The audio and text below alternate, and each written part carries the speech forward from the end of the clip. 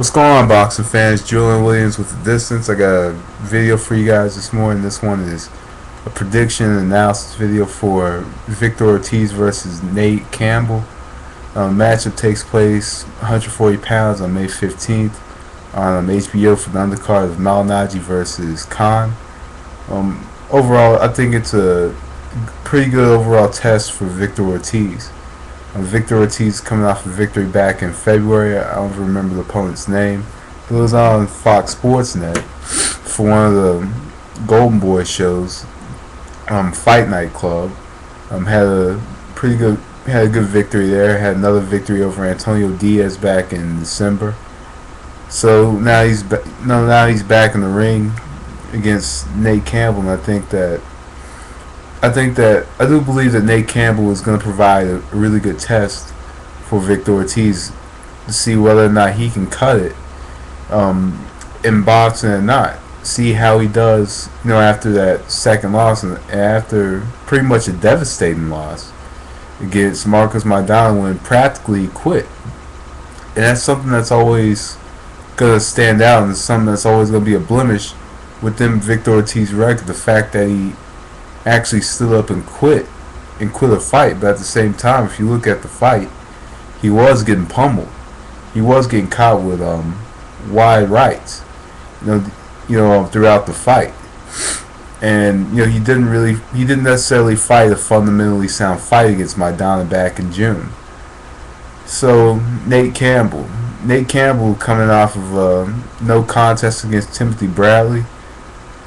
He basically from a clash of heads, and he had trouble seeing, and the fight was stopped. And at first it was given to Bradley, but then it was changed to no contest. Nate Campbell for the first time is fighting under the Golden Boy banner, and also for the first time fighting in 2010. So you have to wonder, especially at Nate Campbell's age, what does this long layoff do for him? Does it did it take away anything? Does the layoff do anything to Campbell? And really, Nate Campbell did have a pretty good showing against Ali Funica, and he did have a good showing in 2008 against Juan Diaz, which was a big upset in 2008 when he won practically almost all the lightweight championships except for like 2, the ring and WBC. So he did have a really good showing, but you have to wonder, Nate Campbell is about 36, 37 years old. And you have to wonder really how long does he have left. But anyway, in this fight, Nate Campbell has shown to do a good job of cutting off the ring. And against Victor Ortiz's style, and especially seen against Maidana kept taking big steps over to the right and big steps to the left, and cut off the ring and land the big right hand.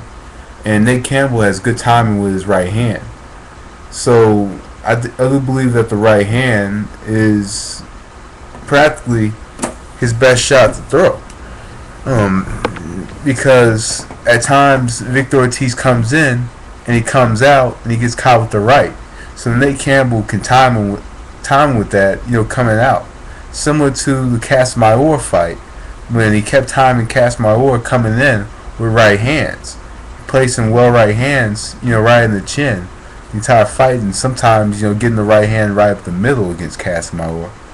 And, he needs to fight that same way.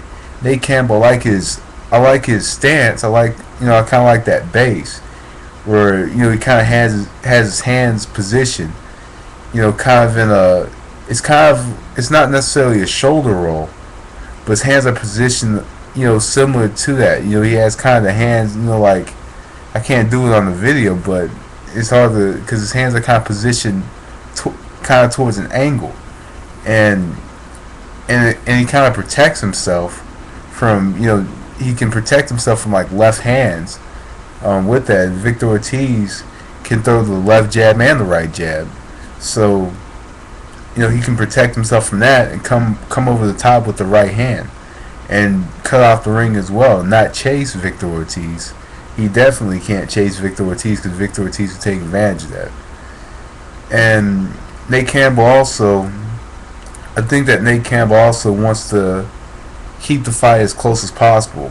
As in, he wants to stay very close to Victor Ortiz. He doesn't want to give Victor Ortiz any room or range to fire off any big shots from the outside. He wants to kind of take that jab away, and he wants to kind of neutralize the speed. If he can neutralize the speed and take the jab and basically take the jab away, then practically he could more likely take Victor Ortiz out of his game if he can do those two things. And that's just pretty much his way of winning the fight. I think neutralizing, the speed and the jab is not letting Victor Ortiz get off at all. So, that's just how I look at it. Not letting him get off, stay on the inside, get his shots off on the inside, and and basically just work from the inside, similar to the Juan Diaz fight, similar to Casamayor when he had to work his way on the inside.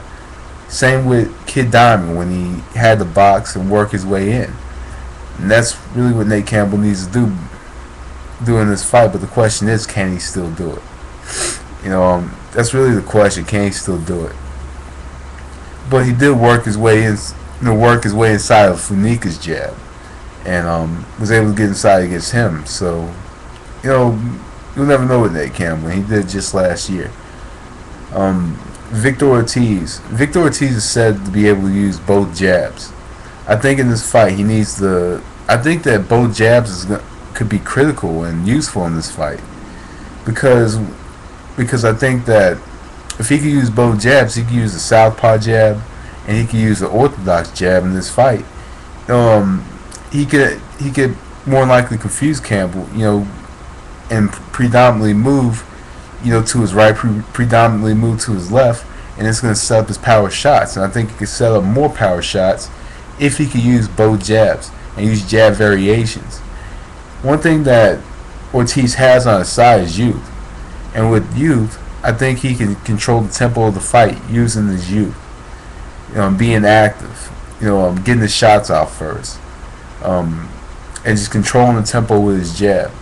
And I think that he does have the hand speed, he does have the power to control that tempo, control the tempo of the fight using the jab, using his hand speed, throwing short hooks, throwing short uppercuts on the inside. I think if Victor Ortiz wants to fight Campbell from the inside, it's not necessarily a mistake, because we saw in the Bradley fight, you can now hustle Nate Campbell on the inside. And pretty much the way to do that is just letting the hands go on the inside, and pretty much not even giving Nate Campbell, similar to what I said for Nate Campbell, not giving Nate Campbell time to time his shots, not giving him time to set up his shots. And I think Victor Ortiz needs to, if he's going to work on the inside, he's going to have to outwork Nate Campbell on the inside, and that's really his way to win the fight. If he keeps range, controls the tempo, uses that youth, and has a very high work rate, I think he'll have the ability to outbox, out hustle, and defeat Nate Campbell with those alone. But anyway, who I think is going to win the fight? It's a tough call, because a lot of people are very critical of Victor Ortiz after the loss to Maidana. And at the same time, people are critical of Nate Campbell because people think he quit against Timothy Bradley. So it's a fight with two fighters people are critical of. And really, you can't undermine the boxing ability of both fighters as well. And you can't really count either fighter out, because this fight is somewhat of a toss-up. But at the same time, it looks like it could possibly be a one-sided victory. Could be. Who knows?